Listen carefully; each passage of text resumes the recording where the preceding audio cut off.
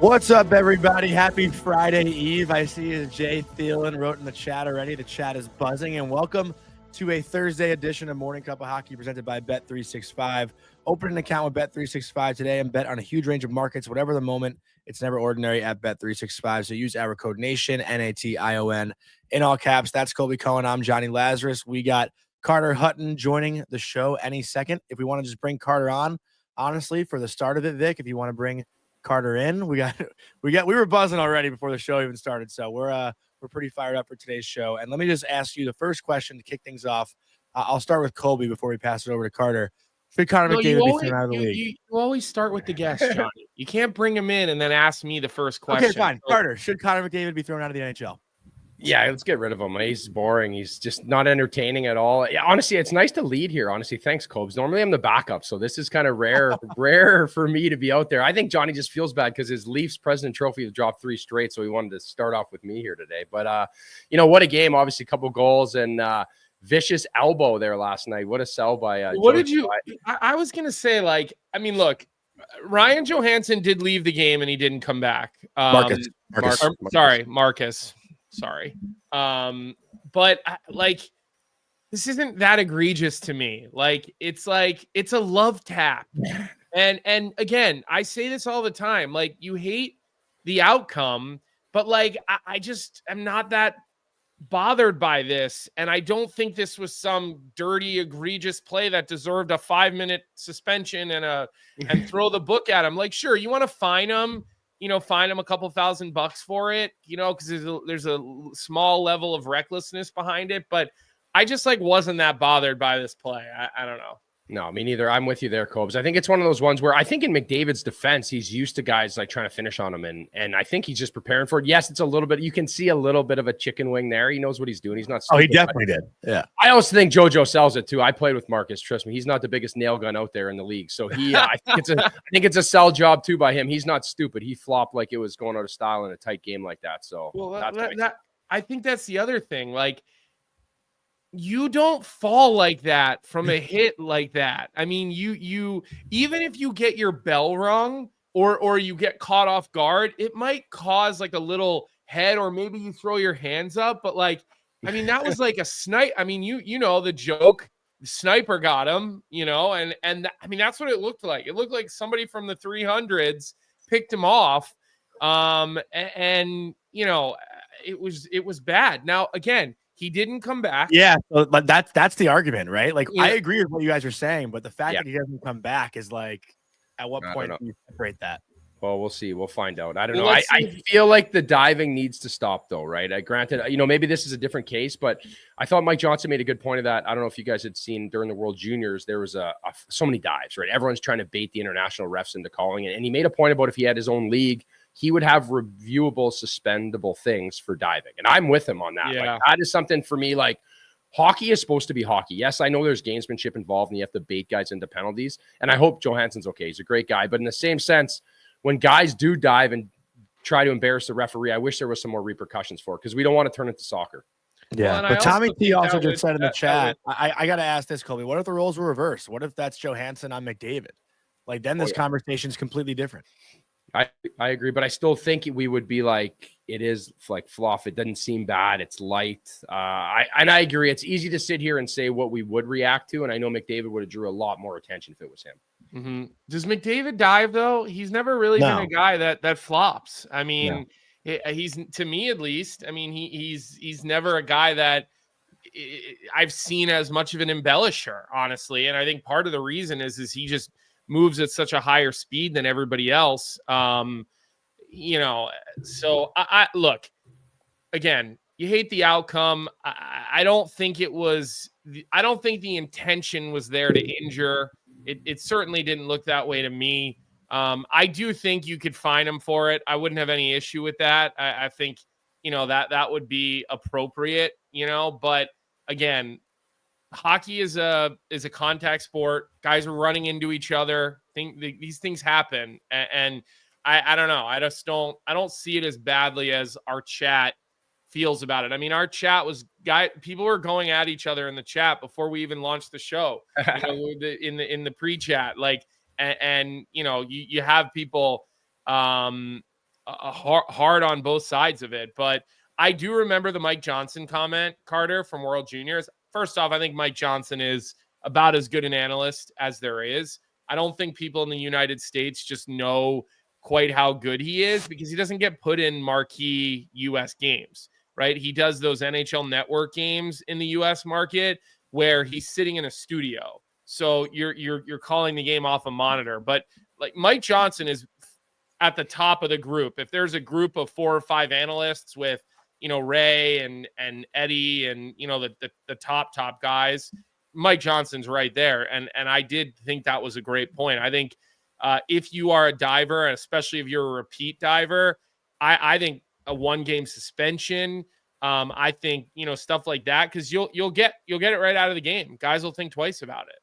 Yeah, and there's nothing worse, right, than embarrassing the player and the game and what goes on. And again, I think, I know what he said in the chat about it if it was McDavid, but I also think because it's McDavid, this is such a polarizing topic, right? And I feel like people on either side, you either love McDavid or you're on another team and you want to see him suspended and you hate the fact that he's getting away with something that is borderline in your opinion. But I feel like that's where it gets so polarizing. It's just anytime you bring a star player into the mix in any topic, it becomes polarizing. Well, I think Sean's comment is spot on. Sean just said it was intentional. McDavid knew what he was doing. If that was any goon, be it Rempe, Wilson, Reeves, the internet would be ablaze with this elbow. And that's 100% true. Like, Connor McDavid, he elbowed Johansson in the face. He did intentionally. I don't think anyone is denying that. It's just a matter of fact. I'm going to push back. I don't think he meant to elbow him in the face. I disagree with that. Well, you think that's so cut and dry? He meant to, but I agree with Carter's assessment too that he's used to being, hit extra as well, where he was probably using that to protect himself also. Yeah, but he clearly lifts his arm and hits him. Okay, but you just said that you think he meant to elbow him in the face. Now, if that's the case, then you're okay. You're okay with that. I don't think he meant to elbow him in the face. I think that it was, he puts his elbow out a little bit, trying to create a little bit of space, maybe a little bit of a bumper, and then it's unfortunate that he does clip him a little bit up high. I don't think he was trying to hit him in the face there. Maybe not in the face, but he means to do this. This is an elbow. Elbowing a guy in the chest or the shoulder or the body is a hell of a lot different than meaning to clip him in the face. I mean, you just he meant to elbow him somewhere. Oh well, I'm really glad I came on early. Those are drastically different things, Johnny. Yeah, but all I'm saying is Connor McDavid meant to elbow Johansson somewhere. Okay, I agree with that. I mean, he put his elbow out, but I don't think you're going for the guy's face if you're McDavid there, which is, again, it's I don't know. I do it all the time too. I think it is a reaction. I agree. I guess I can see both sides of it. I just don't think what Colby's saying is he's viciously trying to hit him in the in the face, right? No. It is. You could see the little chicken wing lift, right? And again, unfortunately, I think where it clips him. But again, I still err on the side of. You talk about McDavid not diving. Think about the stuff he puts up with on a game-to-game basis. Yeah. He has to work through stuff, and he is not a diver. And the fact of the matter is a unfortunate incident for sure, but I don't think we're going to see a suspension or anything like that. Yeah. Before we do kick it over to our next topic, I do just want to play the clip from NHL on TNT last night when they spoke to McDavid. Carter, did you see Biz's question? I did. I enjoyed it. You can tell McDavid was not happy with that one. Yeah. Let's play it, Vic. Wayne Gretzky's favorite player was Gordie Howe, and he said that you actually had a Gordie Howe hat trick tonight. You had your goal, your assist, and you elbowed a player in the face. Are you taking credit for that elbow? No, look, it's unfortunate, and I hope he's okay. Not obviously trying to hurt anybody out there, just trying to go through there. Very unfortunate, and hope he's all right. I thought Gretzky laughing was the best part of the clip. The Gretzky cackle in the background. And then Liam at the end says, now Connor's in a question, ever coming back on with us again. Thanks, Biz. That was so funny. Biz was hot last night too, and he had the no answering the phone because it's Father's Day or trade deadline. Just saying it's not his. That was good. He was hot, but I could tell McDavid right away snuffed that question out. He was he wanted nothing to do with it. He was trying to be smart, and again, I know they trying to add humor to it, but that's a touchy topic, right? He's not going to defend himself. He's just going to make sure the guy's okay. Yeah. All right, so let's move to the reason that you were our marquee guest today, and that's the Tristan Jarry. The Tristan Jarry news out of yesterday. And Jeremiah, I'll just address this comment real quick, actually, before we move on. Like, you got to understand something. When we bring somebody on here who's played with a guy and who's been in the locker room with a guy, look, it's obviously your prerogative to believe what they say or not believe what they say. But, you've got people who are sitting at home who have never been in the locker room and have never played with people or been around people versus somebody who's actually been in the room with somebody and has a statement or an observation about that person. I would think there would be some validity to what you have to say, Carter, having spent time in the locker room with that guy. So this is the last thing I wanted to say before we move on here. And the way I want to start this conversation about Jarry, and I want to ask you is I know for a player what it looks like and what it feels like when they are quote unquote fighting it, when they're without confidence, right? I know what that's like, right? As a defenseman, every time you make a pass, you're kind of guiding the puck instead of snapping it. Every time you go to receive a puck, whether you're on the offensive blue line, you're worried it's going to jump over your stick, right? You're fighting it, right? The puck is constantly rolling on you. Guys are getting inside positioning on you in areas they don't normally. Like, that's what it looks like for a defenseman who is fighting it, okay? How about for a goaltender? What does it look like to a fan, right, when a goaltender is fighting it? And obviously that moves us into this topic of Tristan Jarry. Yeah, I think for a goalie, it's pretty obvious when a guy's fighting it, right? You talk about rebound control, you talk about just general feel to the game, right? And it is a humbling feeling because, I think the biggest thing I explained about goaltending is there's a lot of highs and a lot of lows, right? It's being able to manage that and compartmentalize your game where when you go out, whether you got a shutout the game before, we always used to joke that if like you won first star of the week in the NHL or was named one of the 3 stars, you were like bound to play a shit game the next game because it was just like things got too high and things got too low. And I always have this conversation with goalie coaches. And for Jarry, he is the guy. The problem with Jarry is even when he's on his game, he doesn't really pass the eye test. He's a rough goalie around the edges, right? He's not a goalie that has a lot of fluidity to his game. His post integration, when I say post integration, I talk about when plays come in off the rush and goalies go down into RVH, which is down on their knees into the post and move into it. For those that don't understand the position, his is ugly.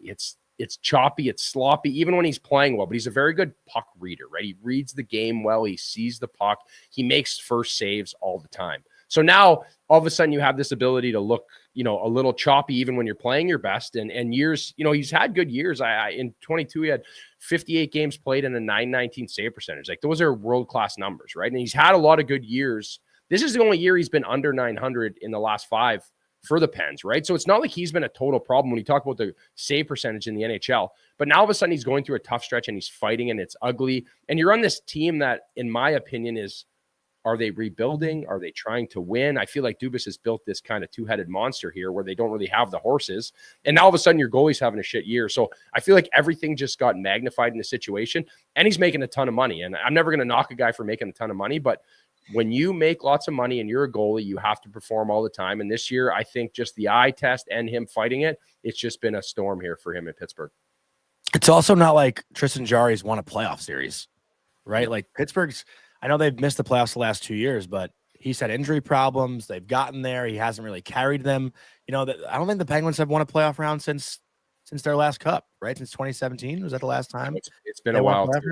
But we could say that you could make that same argument about Connor Hellebuyck, right? Yes, he's unbelievable. Yes, but at some point, I feel like there's a little bit of a black cloud about playoffs with Connor Hellebuyck, right? It's like, last year you got absolutely throttled by Colorado, right? At some point, he's going to have to get that monkey off his back when we start considering him one of the best goalies, to ever play the game.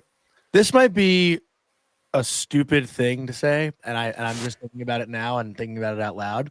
But there are so many goalies that I look at, and again, like I played forward in the NHL, and some of them just like don't intimidate me, and I know they're good, but just based on looks, like goalies I can think of, like Ilya Sorokin to me, and I know how good he is in net. Like he just doesn't scare, like he just doesn't look scary in the net, right? Like there's no intimidation factor, and I don't know what that might be, but Jarry's one of those goalies too that I think of that like doesn't intimidate me if I were, not that I'm out there, but you know what I mean? Like as a shooter, as a forward, like, but when I look at guys like Hellebuyck and Ottinger, and maybe it's a size thing, I don't know.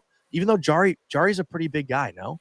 No, it is. And I don't think this is stupid at all. I think this is a great point because it's is? funny you say Sorokin. Yeah, it is. You did really good here on this one. I'm impressed. Okay, cool. Sweet. I remember actually Sorokin's first game was against us in Buffalo. So the first night it was me versus Varlamov, and the next night it was Allmark versus Sorokin. And I remember Sorokin skating out for warmups, and I was stretching. And not that I was an overly big guy, right? I'm generous 6'1", right?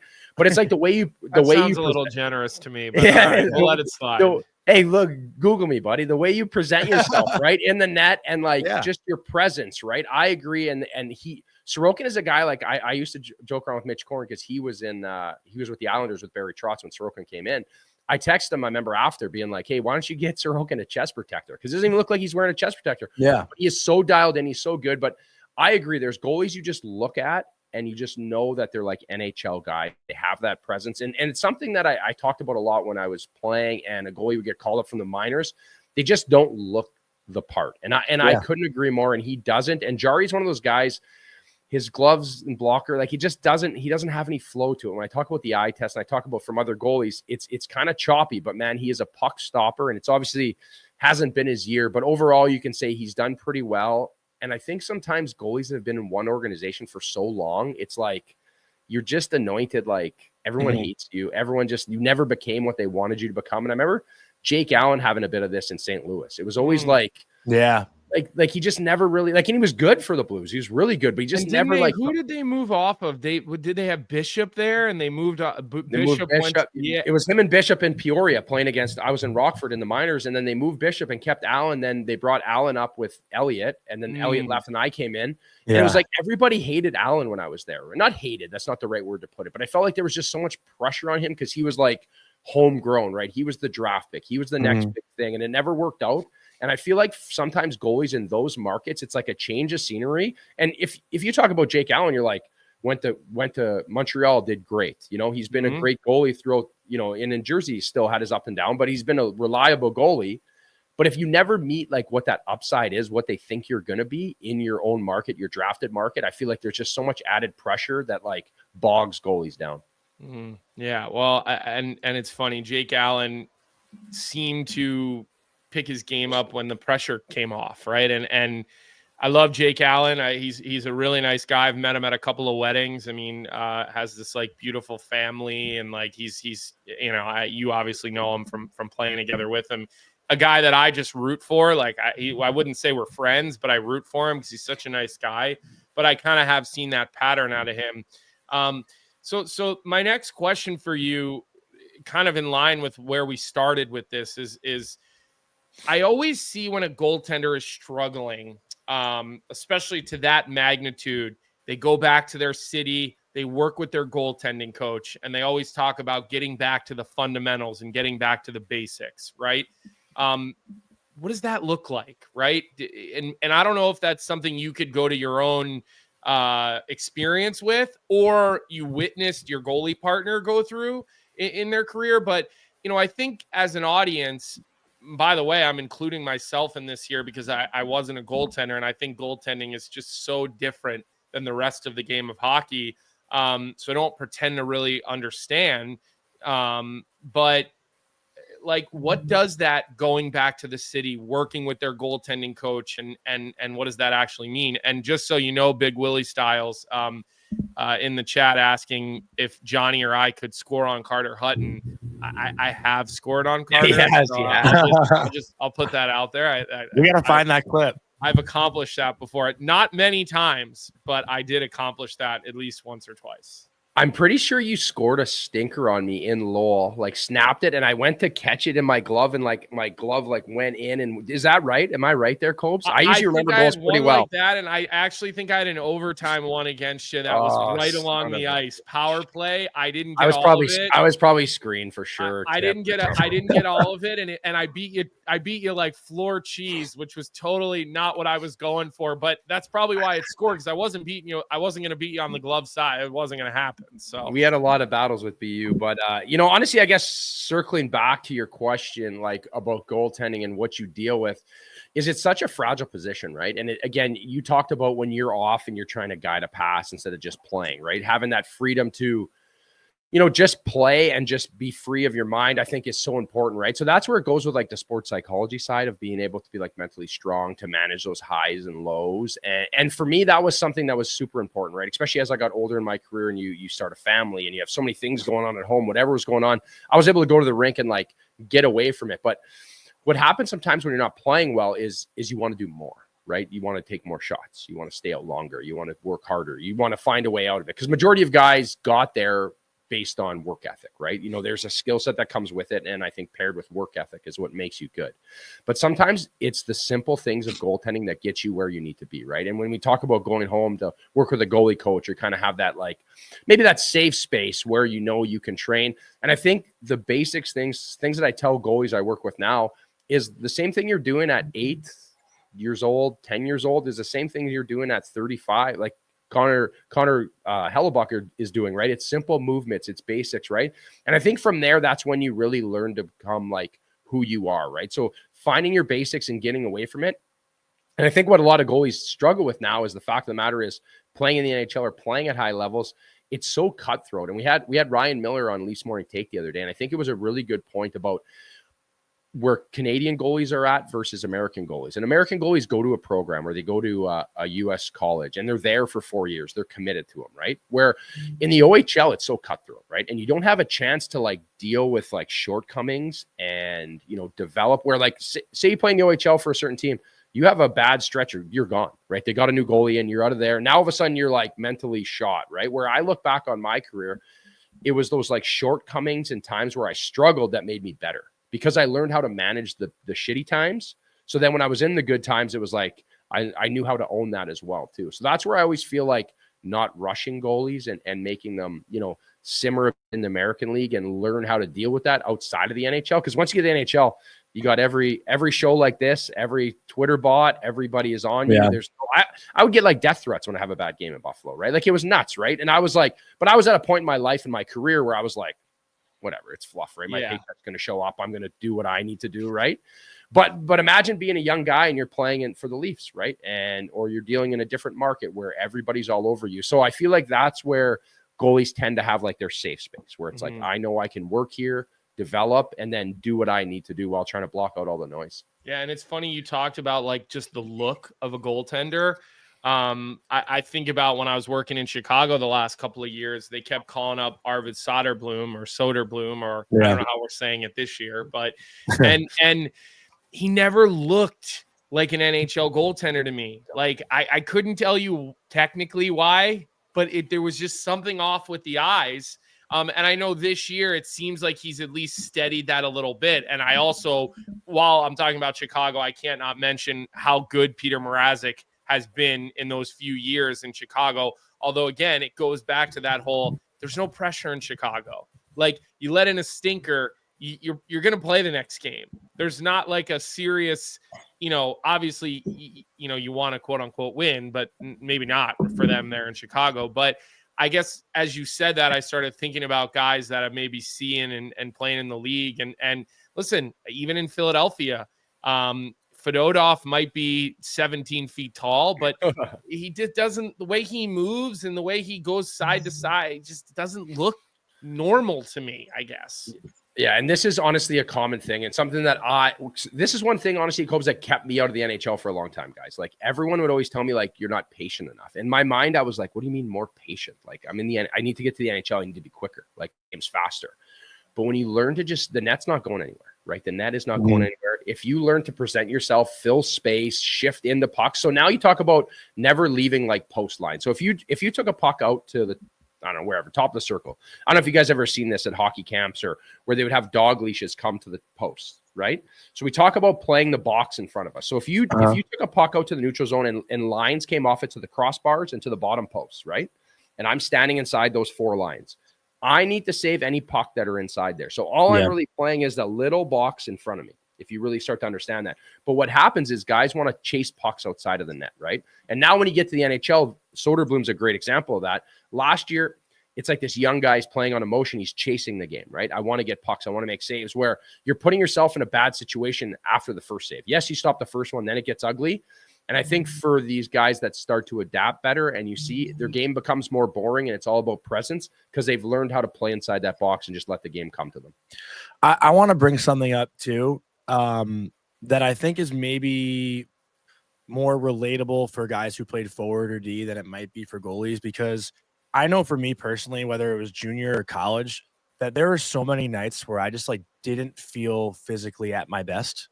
And I was like, you could tell when you show up to the rink 2 hours before a game, like if you have it or you don't have it that night. But for a goalie, like you can't hide it, right? Like I'm sure there are days where you're not feeling physically your best, but you're starting that night. And what are you going to say? Like, no, coach, I don't want the net. Like you can't say that. So, you look at starting goalies now, and there are a lot of goalies that go on skids. Like there aren't many goalies that have a perfect, 55 start season that don't have any peak or any valley, I guess. Right.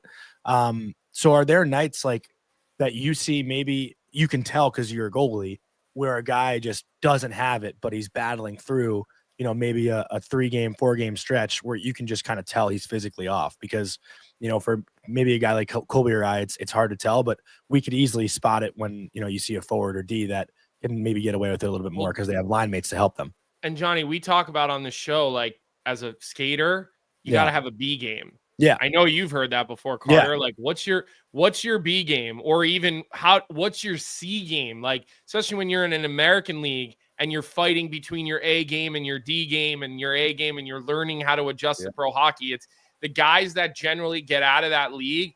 They're guys who find a B game, right? Maybe it's a C+, B- game, but the drop off isn't as significant on those off nights. And is that maybe that goes kind of in hand with what Johnny's asking you? Yeah, I think so, right? I think maybe from a player's perspective, it's, if you don't have it, what are you going to do with the puck when you have no options, right? Are you a smart player? Or are you going to, do the next play? And I think for a goalie, how it would translate is, how do you control what you can't control? Okay, so Blaise McDonald, this was one that always stuck with me. Control the controllables, right? And I was always like, what does this mean, right? As a young 20-year-old at Lowell, like battling things. So as a goalie, as I matured, I really started to understand that, like when I went into a game, no matter who I was playing, right? Once I learned to conquer like my mental side, it was so important. Yeah. I can go out in a game. If you're having a tough night, Johnny Colby, you can go out and just run a guy through the boards, right? You can jump over the boards, have a shift where you don't even touch the puck and you're engaged in the game. It gets you into it. Now, if I'm sitting there and I'm watching the other goalie, I'm starting at MSG against Hank during my career, and Hank's got 14 saves in the first 10 minutes, and I have one shot on goal. I'm sitting there being like, I have no control over this. They're gonna, they're gonna come down and score on me. And but then on the flip side, I've been in Lundqvist's situation where I've been the guy, right? I'm so dialed in. I'm getting shots everywhere. I have a flow. The game's going, but I can't control that going into a game. I don't know if I'm going to get 10 shots or I'm going to get 40 shots or what's going to happen, right? So that's where the mental side of the game and just staying in the moment is so important. It's something that I think for a goalie, when you are fighting it, not to overdo it, right? I always joke around about, on Tommy Boy, when he's trying to get the lady to turn on the deep fryer for chicken wings. The wings, yeah. And he just wants it, and you just want it so bad. And that's how I was early in my career, right? I would give it, like, say we're playing BU, right? And it's a big game, and I'm like, man, I got to play good. So at noon that day, I'm like, I'm not talking to anybody. I'm getting focused. And then I would start to understand that, like, this has a negative effect on me. The quicker I can just be myself and be focused in the moment. So what I learned to do was, like, at face-offs, I would have a little bit of self-talk and I would re-engage myself in the game. So when you have those skill set to do that during a good game or a bad game, now you've like laid the foundation for like more structure. So yes, physically, maybe I feel like shit, right? I'm struggling. I don't feel good. I'm going to do whatever. But now I have at least the mental foundation to put me through whatever kind of game gets thrown at me. Because as a goalie, I don't know what's going to come at me every night. I don't think people understand the self-talk that players do. Like, yeah, at any level. I was just going to say to you, because my self-talk would usually be like, I would just be mine would be more visual, Carter. Before a game, I would literally just kind of see, I practice like seeing myself make certain plays. Whether they came to fruition or not, that would help me kind of get ready. But I don't remember ever having that inner dialogue during a game, because especially when you're a player, it's a little bit, the flow is obviously a little bit different than a goaltender. So tell me, like, what is that look like for a goaltender? Like, is it while the play's at the other end? Is it only between faceoffs? I mean, obviously you know what you do, or maybe you know some of your closest buddies too. But like, give us a little deeper look into that. So when I first really started to develop self-talk, I was in the minors in Chicago. They had a sports psychologist, and buddy, I'm from Thunder Bay, Ontario, blue collar. So when I was like, you need a sports psych, I was like, come on, man. Like, I don't need a sports psych. Like, when my dad will be like embarrassed that I have a sports psych, right? Like, it was just one of those things where it's like, I'm tough. I don't need that. Then as I got more mature, I started to understand, like, I'm just bulletproofing myself, right? So for me, self-talk, we worked on defining who I was as a goalie, right? So my 3 things that I would say to myself in the moment before a draw, start the game, was in the moment, no distractions, play with an edge. So because I was a goalie, like to have fun, right? We'd score, I'd celebrate, I'd get scored on, I'm pissed off, where I learned to just like manage those highs and lows. And then in between whistles, when I went to the bench, I would be myself. I'd joke around, D-man, backup goalie. Then I go back to that. It almost brought me back into focus. And what I learned over time was trying to be focused for 3 hours, the night of a hockey game, it's impossible. But to go in and out of focus is the healthiest way to actually have focus, right? It's things that I learned. So for me, that was in the moment. And Marty Brodeur was my goalie coach when I was in St. Louis, which I was super fortunate. Jimmy Courts got fired. He came down. I didn't like him as a goalie coach. Like, I thought, like, he was like, well, just do this. I was like, well, Marty, you see the game. I'm not you. Yeah. It's like Wayne Gretzky coaching. He's like, why can't you make that play? It's like, well, because we're not like 100%, right? But the sports psych that he managed the game with was like with breathing, right? When the puck would cross the red line, I got in the habit of even practicing, taking a big breath in and then learning to play with like fluidity instead of like, I'm tense, my Tommy Boy's gone now because I'm breathing, I'm relaxed. And then the same sense of I would break the period down into 5-minute segments. So the first 20 minutes to 15 was treated like a 5-minute overtime. So it would be like all my engagement. And then I'd let it go again. There's whistles, then I'd re-engage. And I think that really helped me develop as a goalie. And then I had a few things that I would go through like routine-wise before I'd go on the ice. And then I just tried to have like an internal arrogance when I'd walk on the rink, right? Because again, it'd be daunting, right? You're playing MSG against Hank. You're at like, I'm playing Luongo in Vancouver. Like, and who am I, right? You're like, you almost get a little bit of imposter syndrome. So I used to always do like the Drake song, you don't get it, I'm the effing man, you don't get it. And in my head, like, because I would just have things to try to like build myself up. And that's where you kind of have to deal with different shortcomings and different things to really find what's going to work for your identity. One of my favorite things that I ever heard a goalie say, and I think this was actually from the 2011 Boston Bruins like championship DVD. It was Tim Thomas talking about Game 7 against Tampa.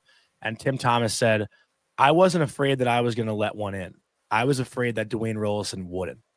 And I think that was like such a cool thing that he said, like, because he's coming off as really confident, right? But when you're going up against a guy who's just feeling it, like there's only so much you can control. And I'm sure that's something that goalies faced all the time. Like I'm sure when you were going up against Luongo and Hank, you're like, okay, I feel good, but like, holy shit, the guy across from me, I don't know if he's going to let one in, like that's a crazy thing to think of too. It's more one-on-one than you against the team. And I can tell you from being there for those moments, Tim Thomas in practice, it was almost annoying to shoot on him because he wouldn't go down. He wouldn't really try. Literally. Yeah. And then at the other end, you'd have Tuukka Rask, who, if you scored on him in practice, keep the puck, right? And then Anton Hudobin was cracking jokes about Alfredo sauce somewhere in between, being the goon that he was. But I'll tell you what, the confidence that Tim Thomas gave the hockey club and the level that he played at, I mean, like there's not even the team doesn't get out of the first round, let alone lift the Stanley Cup that year. And the battle between Luongo and between Tim Thomas that spilled off the ice into the quotes and into the media was one of the like most interesting, fun parts of that series for me as a guy who was never going to see the light of day on the ice other than, bag skates in the morning. But there was a whole mental ping pong back and forth between those two guys, which was pre-Twitter, or Twitter had just started actually. Like Twitter was very new to the sports world, but it never quite blew up like it certainly would now. Yeah, imagine now. That was two characters, right? Guys that were going at it. And again, what like Tim Thomas talks about, right? Like seeing a guy in the other end and worried, knowing that he's going to play well and you have to play your game. was something I was probably a little bit different at for me, I guess, Johnny. Like I was more, whatever was going on in the far end, I tried to separate myself from. I think because it was like that competitive nature in me where I was like, I felt like if he was playing really well, I needed to have an impact on the game. And circling back to controlling what I can control, I can't control that, right? I don't like, I might not see a shot for another 10 minutes. And meanwhile, he's playing the game of his life, right? So I try to learn to like separate myself from that and just stay in my lane, right? That was where I needed to be. And obviously Tim Thomas knew what he was doing, right? He was a character and he wore it on his sleeve. So there's different ways to manage it. And I think the individual goalie, needs to kind of find that way. But I always circle back to, I had so many stretches in the American League where I was brutal, right? And I was worried, like you never know you're going to fight for your life. And then I got to the NHL, and then if I would have a little bit of stretch, I had these tools to fall back on. That's why I think like development and like we rush guys so much sometimes that I think it hinders, goalies development. And one point I want to make. No, I want to go here. And then we're going to go to the chat because there's a couple interesting questions in the chat that I'd like you to weigh in on. Well, this kind of goes to the chat too a little bit. I saw Jeff talking about it, like why don't goalies do interviews? And Connor Hellebuyck's one of them. Like Connor Hellebuyck, when they come to the Garden on game day, like he doesn't talk to media. He won't talk to media. That's something he does, and something I wanted to ask about. Colby and I are huge tennis fans. And, I think tennis is probably I actually think tennis is the hardest sport because you're actually out there by yourself.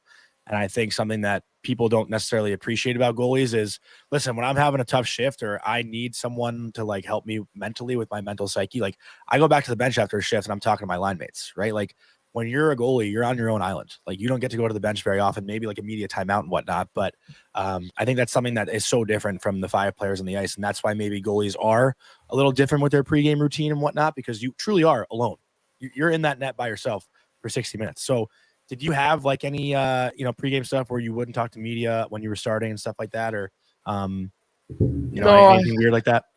I would talk for the most part. I think I was pretty outgoing, later in my career. I think early in my career, what became tricky at times, I think during a good stretch, was like the routine became like almost debilitating because it was like, hey, what did I do last game at this time? And I tried to separate myself from that, but it's tricky, right? Like, I usually we go for warm-ups at 16 minutes on the clock, right? Well, normally at 20 minutes, I have all my gear on. It's like, again, at this time, I'm going to do this part of the routine, So I feel like learning to know you're good and that like self-talk and internal, I would just like, even like being cocky almost. Like I never really portrayed that wasn't who I was as an individual. And I think I needed to build that up inside me, right? I need to like convince myself like, hey, I'm going to be awesome tonight. I'm the man. Because when you're standing out there alone, you're not wrong, right? There's nights where it's humbling, right? There's nights where it's unbelievable.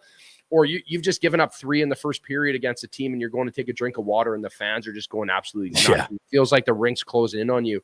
And trust me, it was bad in college, right? Like college got me prepared for it as well. Like at BU, I skated out one time. My number was on the glass. My phone number. I had like 400 missed calls. And so it's funny the stuff you deal with over time. Yeah. But again, these are just things you put in your back pocket, build experience, and you learn from them, right? If you don't learn from them, you don't adapt, you don't play, right? And I think for me, with my skill set where I was, that's what I did. I was just the guy that learned and I adapted at every single level. I never really shot the lights out at any level. I just got better at each level because I learned how to adapt to survive. This is a little bit off topic, but because we were talking about Luongo and Tim Thomas, people are kind of chiming in about those two guys in the chat. So I'm curious. Jeremiah says Tim Thomas wasn't half the goalie Roberto Luongo was, but he had mental toughness. Look, Mike, I guess the question would be is A, do you agree with that? And B, like when you look at Tim Thomas's career numbers, he only played half the games that Luongo, Luongo played 1,000 games. Tim Thomas played, under 450. But same goals against 252. And Tim Thomas's career save percentage is actually slightly higher with a 920. You look at some of the years that Tim Thomas had with, he had a 938 one year, 920, 915, 933. Like he had some pretty dynamite seasons, but he didn't sustain it as long as Luongo, but he did win a Stanley Cup. So like, I'm not saying I don't agree with Jeremiah on that. But I'm not saying I agree either. And so I'm just kind of curious, do you agree with that statement? Well, it's tough to measure like longevity versus success, right? Like you're talking about a guy who was able to get it done on the biggest stage and win a cup and was a difference maker. You know, like he was unbelievable. And I do think I don't want to say that his mental toughness was stronger than Luongo's, because Luongo dealt with anything. I think he was just more like a bulldog in the net, right? So it was like visual to see, right? Tim Thomas was a guy. A play I think helped my game a ton, where we talk about being passive and you know, like say you're on a one-on-one, Cobes, and the guy's taking you wide, driving the net down low, right, Johnny? You're taking Cobes wide, you're cutting to the net. Tim Thomas would just come straight at the forward. He wouldn't close that gap. And I used to be a guy that would back up and give up my crease. And I feel like a lot of goalies do that. And all of a sudden it becomes way harder for you, Cobes, because now there's more space. Guys get around you and they go right around to the far pad, where Tim Thomas would just come at you. He was like, fuck it. I'm going to take you out. I'm going to go at it. I feel like that was something that I learned. I used to watch Tim Thomas a lot. I used to watch Jonathan Quick when I was playing in the minors, because I was a guy at my big 6'1" frame here. I had to be more aggressive, right? And like force the issue. So I don't think Luongo is like less.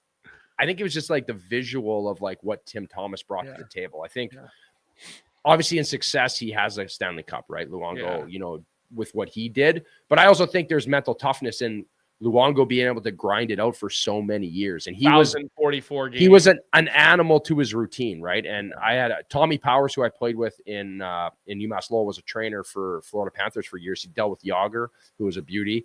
And Luongo, every day he'd go out, same routine. He would do it and he'd put himself through it. So I think there, in a sense too, I think you're going to think that's mental toughness as well. One Luongo, Johnny, before you jump in. Why do you keep saying Luongo? It's pissing me off. That's the fourth time you said Luongo. That's how I say it. So I just got a text saying you aren't 6'1" from Amel. So I don't know. This is like what you're definitely not 6'1". I'm dropping the map and I'm getting the height. I'm getting the mugshot thing behind me now, maybe from the cop shop. His career save percentage, he had 1 year where he had the 899, his very last season. Otherwise, 929, 915, 922, 921. I mean, it's pretty impressive to sustain the numbers that he sustained for the period of time, which, you know, maybe that gives him a slight edge because of the longevity. But I just, as somebody who had a front seat and witnessed Tim Thomas's brilliance, I don't think saying he's not half the goal. I think that's a little bit of a stretch that he's not half the goaltender. You know, Tim just Thomas came on later, right? Later, had most of his success later in his career. Luongo was a young draft pick, right? You know, a huge stud coming up. And I'll never forget, Tim wouldn't go to the White House. Wouldn't go. And I remember the guys being like, it doesn't matter if you don't agree. When the team gets invited, like, you just go. Like, it's the White House. The White House is bigger than a person, right? It's an amazing, you know, experience that you get to go check out. And I haven't seen the guy in forever. You know, and I sat next to him on the plane a little bit when Nathan Horton got injured, because they had sat next to each other on the plane, and someone had to sit next to him. So it was like, "Okay, kid, get your shit. You're sitting here." Not a lot of conversation back and forth, by the way, but I did have to sit next to him on the plane. So go ahead, Johnny. No, I was just going to let Carter go. We've held him for like 45 minutes. So we really appreciate your time this morning. Colby, unless you got fascinating, by the way. No problem. Different than usual. I like hearing your personal stories. Yeah, the goalie stuff is so different. Yeah. Well, we obviously didn't really dive into it, but it's good. I think sometimes it's nice to see behind the veil and see what actually goalies deal with, right? Because it is such a unique position. And I feel like for a lot of people, they don't understand what goes on. So it's kind of nice. And sometimes I like to try to, you know, make it relatable too, right? It's a tricky topic, but it's obviously something that's very unique. And like you said, if you don't have a good goalie, you don't have a good team anymore. And Vic told us that he told you you'd only be on for 20 minutes, but we actually asked for 45. So yeah, Vic he lied to you. He told us you were good for 45 minutes, so it's Vic's fault, obviously. Yeah, you're lucky. This is all I got to do in a whole day, so it's okay. I enjoy it, boys. Thanks, guys. Right. We appreciate you, and you're still not welcome at MSG, so don't even think about it. Okay, see you, boys. See ya. Great stuff. That was Carter Hutton, and that was presented by our sponsor, Proraso, the most complete choice for shaving and beard care, made in Italy since 1948. Proraso has been a staple of Italian culture in barbershops globally for 4 generations. So get 15% off at Proraso-USA.com with our promo code Hockey15 in all caps, Hockey15. And did you want to? I mean, this is a little off topic, but I saw a lot of comments when I said I think tennis is the hardest sport. And I don't know if like you wanted to get into that a little bit, but there were some comments about tennis, and I saw people saying MMA and wrestling and those being the hardest sport. And as hockey players, we always love to say hockey's the hardest sport. Did you want to talk about that for like 2 minutes at all, or no? Just kind of push that aside. Listen, I think because I know you're a tennis guy too. I huge tennis guy, Yeah. and have so much respect for how hard the game of tennis is. But also, I mean, you couldn't pay me enough money to get into an octagon. I can't. I've never done mixed martial arts, so I really can't weigh in there. Or wrestling or any of those types of sports. I think those sports are incredibly challenging. I think one of the reasons tennis is such a difficult sport is because, if you're playing in a major, you've got to find a way to keep your energy up for 5.5 hours in stifling heat in these summer events, whether it's Wimbledon, the US Open, whatever. And you've got to be able to play a 40-second point where your heart rate might go up to 185, 190, and then you get about 20 seconds between to get your heart rate back down to like 100, and then start that all over again. So like I can relate to it because I played tennis, but I can't, like I'm not going to say one is harder than the other, whatever. Like I'm not going to say, but tennis is to be really good at tennis is really challenging. I have a lot of respect for the athletic ability in those guys. And I'll address Jeremiah. Like golf to me, I think is the hardest to be good at, but when technical it comes to, sport, but when it comes to like hard physicality, like I think tennis is insane. Like I saw Neil say like, what's harder to defend, a Ben Shelton serve or like an OV one-timer? I wouldn't want to be on the other side of either of those things. I remember I went to see Charlie McAvoy his rookie year, and that's one of those stories too, where I asked Charlie for like 4 tickets, not knowing that NHL players had to buy them. And he's like, what do you think I am, made of money? Like, I didn't know any better. And I love Charlie because he actually bought the 4 tickets. So he's the best guy ever. But he was playing the Caps like the next game. And I was like, dude, like first time against Ovi, are you nervous? He goes, yeah, I'm on the PK. I'm lined up on his one-timer side. I'm going to shit myself. And I was like, dude, I would decline that. Like, I'd be like, nope, I'm not going out there. I cannot imagine being the defenseman on Obi's one-time side on the PK, knowing that it's your job to basically eat that puck. Like that is to me the scariest thing, and that's why I know I'm not tough. I'm the least tough person I know. When Zdeno Chara breaks your foot in training camp, no amount of money I would take for that. When he breaks your foot in training camp, come talk to me with a slap shot, because that's unfortunately something I can still feel. Like when the weather goes from warm to cold and we get that first week or two of like 15, 18 degree days that we get in the area we live, Johnny, I can still feel the little screws that had to be put in my foot, from Big Z's clap bomb that went off the outside of my foot. And I guess that's what I get. I tried to flamingo and I didn't flamingo quick enough. And I took it off the outside of my foot, and that was all she wrote. So, but look, the goalie stuff is fascinating to me. Mm-hmm.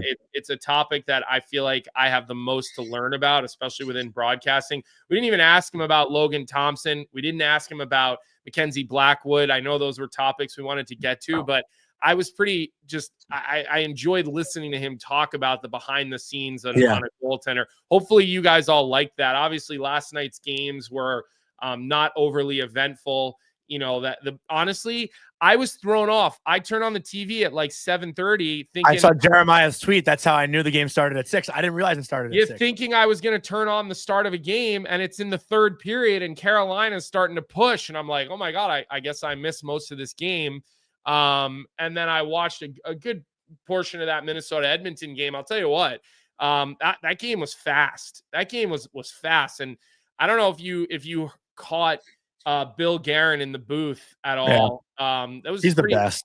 It was interesting to hear his read on the way that he handles things, and the way he, Bill Guerin was talking about last night, how he just wants to be positive with guys. He knows what it's like to not score for 12 games or 15 games. Like when I hear an executive who remembers what it's like to be a player, that's my favorite thing ever. And that was one of my biggest complaints with some of the people that I quote unquote worked for, whether it was Don Sweeney. Like I remember having conversations with Don Sweeney or Bruce Cassidy for that matter, and being like, how like the things that you're saying, like, I wish we could go back in a time capsule and put you in this situation and hear how your GM talked to. Clearly it was a different style back then, but it's great to hear Bill Guerin have that filter, the way he manages his hockey club, not forgetting what it's like to be a former player. We got to get him on here.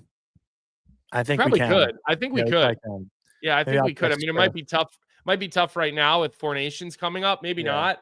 Maybe not. So, let's get to our worst team of the week, Johnny. And keep buzzing our way through the show. I don't think we need to really dig into the games from last night. People can obviously watch highlights on their phones if they want. And, we talked about the McDavid thing. By the way, I never said that if he would have got a 2-minute penalty for that play, I would have had no issue with it. Just like I don't have an issue with him getting fined for it. I just think the visceral reaction of like, throw the book at him, suspend him, 5-minute major, all that, like, to me, that's just wrong. Not a 2-minute penalty or a fine. It would be, completely acceptable, because I do remember seeing more in the chat about that. Like, it wouldn't have been like if he gets 2 minutes there. You want to get back into it? No, I don't want to get back into it. So go ahead. Worst team. Well, I'll just say one last thing. I don't think it was a vicious elbow, but it definitely was an elbow. Yeah, nobody said it wasn't. But then Jeff made a great comment. Like, what do we do with an elbow that doesn't, like, how many penalties are you ever see called that aren't elbows, like, to the face? Like, can you elbow a guy in the body? Like, can you give a guy you can, yeah, I guess, right? I guess you can, and it wouldn't be called, right? Yeah. So it's an interesting talking point, and it sounds like that's something Jeff is going to address on his show later today. Yeah. But I mean, no, it's even high sticking. Like, if you high stick somebody in the back of the head, there's no call. But if you get them in the face, there's a call. Yeah, and right? I mean, my favorite is when, like, in college, when guys with cages and fish bowls, or it happens at our level, guys grab their fish bowl. I'm like, what are you grabbing? What are you doing? So, all right, let's get. But isn't that true too? Like, the high stick in the back of the head, there's no call. Sometimes there is. There is sometimes. I've never seen a high sticking call where someone gets high sticked in the back of the helmet. I feel like I've seen a guy's helmet get clipped in the back, and it kind of created like a reaction to the front of their helmet. And I've seen the ref put their arm up for that. I have seen that before. It's not often, but I call bullshit. I call bullshit on that. Well, that's fine. I think most of what you say is bullshit. So that's no problem. You have to fire back. You always got to fire back. You can have one. So, okay, Johnny, worst team of the week. All right, let's get into our OutWest Worst Team of the Week. Put your guesses in the chat as I do the read. Spring is just around the corner, and that means it's time to clear out the last of our inventory before the weather starts to warm up. Right now, OutWest is running their winter closeout sale, offering you massive savings up to 60% off select colorways of our best-selling gear from last season. So, ladies, don't miss this chance to snag high-quality OutWest women's apparel at unbeatable prices. And guys, our polos and hats are on sale too. Perfect for refreshing your wardrobe without stretching your budget. But don't wait. At these prices, what's left of our inventory won't last long. If you see it in your size, grab it fast, because it could very well be the last one. So head over to outwest.us. That's right, brand new URL, outwest.us, and shop the winter closeout sale today. And Colby, our OutWest Worst Team of the Week, is none other than the Pittsburgh Penguins, who lost 3 straight games. Obviously, Tristan Jarry gets put on waivers yesterday, and they built up a lot of good momentum, I feel like, the past 2 weeks, but this week it's been a bit of a disaster. It almost should just be the OutWest Worst President of Hockey Ops / GM of the week with we didn't even mention that. I mean, like, I don't know if anybody saw the article that Frank Saravalli posted, but like, he kind of went through a timeline. It's on Daily Faceoff's website. Let me just see. I think it's on the top of Frank's Twitter too. Let me just pull up his page. But it's the top article on Frank's X page. So I would say give that a read, right? If you really want to see the timeline of events. But what is the plan? It seems like there is no plan. It seems like it's take 3 steps left and 4 steps right, only to take 2 steps back into the middle. And I certainly don't see the plan. I can't imagine Fenway Sports Group is super thrilled with what they've seen. You know, but like this franchise is just in such a weird place. And I see Adam Gilkis says Hextall did a great job. I don't know if you're being sarcastic, and I know people think Hextall got planted in Pittsburgh just to sabotage the organization. I've seen people say that before, you know, but I just going back to even when Dubas was like, I'm gonna be the president and I'm not gonna be a GM for anybody. You're not gonna see it. I'm walking away from Toronto. Like, and then all of a sudden now he's president and general manager of the Pittsburgh Penguins. Just unchecked power, but also easier to point blame. When there's one guy for hockey ops and GM, it's easier to blame someone, right? Because they can't point at each other now because it's the same guy, right? Mm-hmm. So well-deserved title for Pittsburgh right now. Like what are they doing with Sidney Crosby's, you know, final years in the National Hockey League? Yeah, and I like what Neil just said in the chat too. The plan is to twiddle their thumbs until Sid, Letang, and Gino retire because they're too afraid to hurt any of their feelings and commit to a rebuild. Like I fully agree with that. Yeah, but I people think, showing up in Pittsburgh? Like, what's their attendance? Like, but Crosby had the chance. Crosby had the chance, you know, to walk, and I don't think he wanted to. Like, right. So what is Dubas supposed to do in that situation? You know, I'm sure they sat down and had the conversation of, Sid, do you want to be here for the end of your career? You know, and Dubas, if Sid says yes, what is Dubas supposed to do? So they're averaging 16,635 fans a night right now, which, you know, it's not great. You know, that's a building that can house 19,500 to 20,000. So, you know, people are going to stop showing up in Pittsburgh. I mean, that's a blue collar town. But we've seen in the past, in the history, like they're not going to come out, and I get it. Like, you don't want to force him out, but you know, you have to, like, you got to have some come to Jesus conversations. And how much do those guys want to, like, do they really want to finish their career? I can't. I like, every guy's different. I don't know. It just seems like, even the moves that they've made, you know, with some of the draft picks, and then they've traded them, and it just seems like there's not a lot of conviction in the moves that Dubas makes, and that's why he zigs and he zags so much, and I think that's where you get yourself into trouble. Yeah, I actually I saw Jeremiah's comment just now. Old men taking pucks from little kids and Gino getting his ring stolen. Sheesh, not great in the Berg this season. I didn't get to watch that clip, but I saw a lot of fuss about, like, some old guy stealing a puck from a little kid. Did you see that or no? I didn't see it. No. Oh. Maybe I'll go back and watch that clip later on today. But yeah, we've been talking about the Penguins for a while, and I still think it's better for the league if Crosby does get traded somewhere. Like, I want to see Sid somewhere else, and I know that's like a big, you know, hockey and basketball, like, argument, right? Like, NBA players switching teams all the time, and now hockey is more loyal and guys should stay with one team for their whole career. But, like, let me ask you this question. I forgot who I might have been talking about it with Dan and Chris Powers this weekend, but and my brother-in-law, Josh might have brought it up. Does it hurt Crosby's legacy at all if he, let's say, went to Colorado and won another cup with McKinnon? And I don't think it changes his legacy at all. Like, I was on the side of, I think it actually makes it so much cooler if he goes and does that. He'll still be a Hall of Famer. He'll still have his numbers retired. He'll still, I mean, all of those things are happening. So, but do you think his legacy is different if he just stays in Pittsburgh the whole time? And Josh goes, "That was me." I don't think I don't think that it one way or the other changes his legacy. I don't think it does. I really don't. He's still playing at such a high level.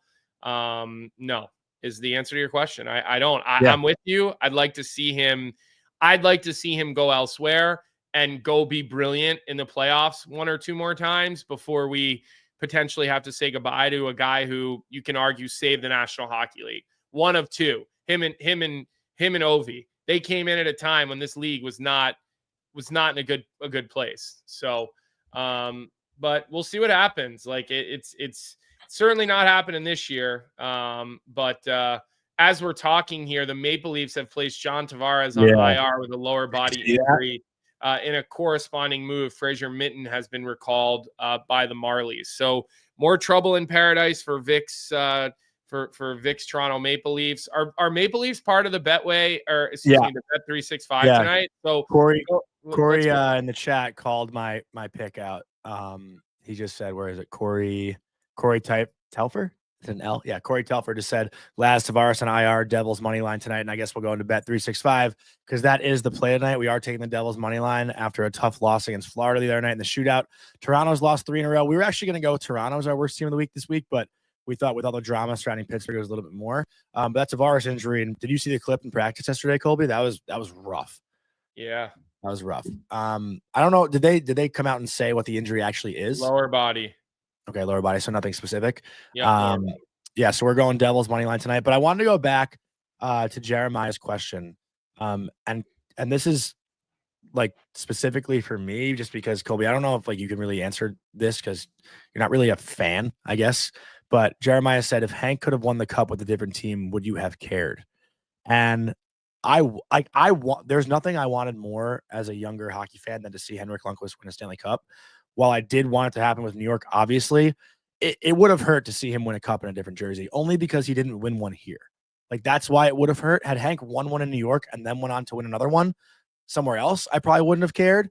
But the fact that he didn't get one here, if he were to win somewhere else, that would have hurt a lot to see. I know he was supposed to play in Washington and obviously had some health issues and couldn't do so. But had Hank went to Washington and won a cup with the Capitals, I would have been crushed. That would have crushed me as a fan. You can comment on it. I don't know if you have anything relatable to that. I don't know. I'd have to dig deep back to when I was a kid, you know how I am now. I don't have one team at this point, right? Yeah. Like I look at certain individuals that I'm rooting for and I just want to see those guys have success. Doesn't really matter to me where they have success. So it's probably not a question that is great for me. So look, great week, Johnny. We appreciate the audience this week. You guys, steered the show quite a bit the last couple of days. Don't forget to like the episode. As always, don't forget to subscribe to the Daily Faceoff YouTube page. You guys know the lineup by now. So give us a like, give us a subscribe. It's going to be a long weekend, as it always is for us. Johnny's on Princeton Cornell tomorrow night on ESPN Plus. So you can get Johnny on ESPN Plus tomorrow night doing Princeton against Cornell. That'll be a barn burner. Hobie Baker Arena is cool though. That's awesome. That's a cool old kind of classical, tough broadcast though. Yeah, you're behind the net. Our view is behind one side, so the far side is a little bit hard to see. But yeah, that is weird. That is difficult. But again, have a good weekend. Enjoy all the hockey this weekend. We got big playoff football. I'll be dialed in for the Eagles. See if they can keep the train rolling here in Philly. And other than that, you got DFO live at noon, the sheet at 3, and we'll be right back here as we always are Monday morning, 9 a.m. Like and subscribe. Thanks for rolling with us this week, everybody. What's up, hockey fans? If you enjoyed that video, then you need to be hitting the subscribe button right here at Daily Faceoff. Exclusive interviews and analysis from our hockey insider Frank Saravalli, fantasy updates from Brock Sagan, and a daily live show at noon Eastern, Monday through Friday. You don't want to miss any of the fantastic content, so hit that subscribe button.